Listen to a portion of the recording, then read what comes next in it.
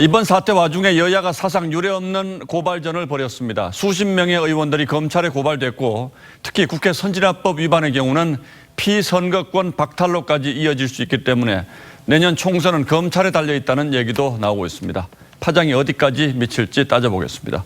자, 강동원 기자, 일단 고소고발된 인원이 몇 명이나 됩니까? 여야 의원과 국회의장까지 합치면 총 79명입니다.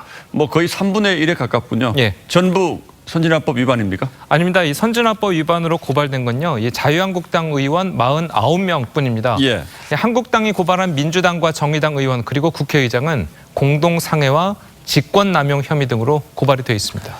문제는 국회 선진화법은 처벌이 굉장히 강력하다는 데 있지 않습니까? 네. 법이 제정된 뒤에 이런 일은 처음이죠. 그렇습니다. 이 법을 좀 잠깐 보면요. 예. 이 국회 회의를 방해할 목적으로 회의장이나 부근에서 폭력 행위를 하거나 회의장 출입 등을 방해하면 5년 이하의 징역 또는 1,000만 원 이하의 벌금에 처한다고 되어 있습니다. 예, 이 처벌 조항을 보면 최악의 경우는 의원직 상실도 가능하겠군요. 그렇습니다. 이 금고 이상의 형이 확정되면 의원직을 상실하게 되죠. 예. 거기다가 이 국회 선진화법을 위반하게 되면 500만 원 이상의 벌금형이 확정되면 5년 동안 그리고 집행유예 이상이면 10년 동안 선거에 출마할 수가 없습니다. 당연히 내년 총선에는 출마를 못하게 되는 겁니다. 정치인 입장에서는 뭐 치명적이 될 수도 있겠는데 예. 자, 그럼 유죄가 될 가능성은 어떻게 보고 있습니까? 일단 유죄로 기소만 된다면요. 이 유죄 판결이 날 가능성이 굉장히 크다는 게 법조계의 시각입니다. 사진이라든지 이 동영상 뭐 이런 증거들이 꽤 있기 때문입니다. 자, 그런데 그동안 정치권에서는 이런 문제 생기면 정치적으로 타협을 하고 고소고발은 서로 취하하는 뭐 이런 방식으로 해결해 오지 않았습니까? 이번에도 그렇게 되지 않을까요? 그런데 그게 또 그렇지가 않습니다. 왜냐하면요. 이 국회 선진화법의 경우 여야 합의로 고소고발을 취하하게 되더라도 반의사 불벌죄에 해당하지 않기 때문에 법률상 고발이 이루어진 이상 수사는 계속 진행되게 됩니다.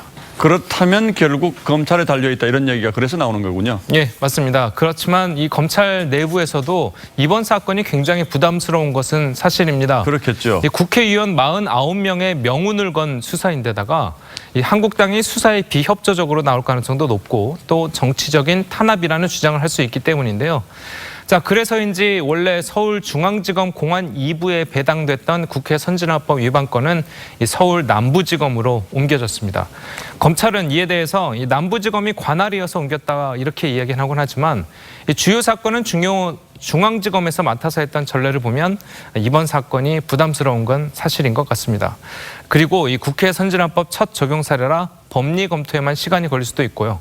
결국 내년 총선 전까지 기소를 안 하고 수사 속도를 늦출 거라는 전망도 나오고 있습니다. 그런데 총선에 당선됐는데 그다음에 또 기소되면 이것도 또 문제가 될 수 있겠군요. 예.